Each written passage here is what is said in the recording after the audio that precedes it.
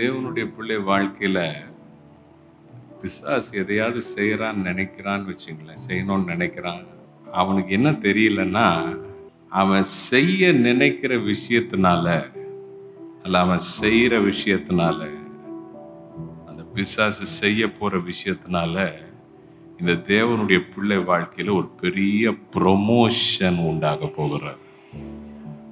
ஒரு பெரிய உயர்வு. ஓ ஹல்லேலூயா, ஆமென். அதனாலதான் கர்த்தரை நம்ம துதிக்கணும். கர்த்தர் நல்லவர் என்பதை உணர்ந்து துதிக்கணும். Praise the Lord. வெளிப்பாடு இல்லாதவங்க தான், என் கஷ்டம் பெருசு பிரதர், எனக்கு எவ்வளோ பெரிய சவால் பிரதர், ஏன் எனக்கு இந்த பிரச்சனை, இந்த மாதிரி வார்த்தைகள் எல்லாம் வெளிப்பாடு, தேவன் நல்லவர் என்பதை புரியாத பட்சத்துல தான் அந்த பேச்சே வரும்.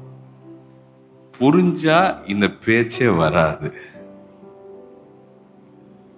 என் தேவன் நல்லவர், உம்மை போல நல்லவர் ஒருவரும் இல்லை.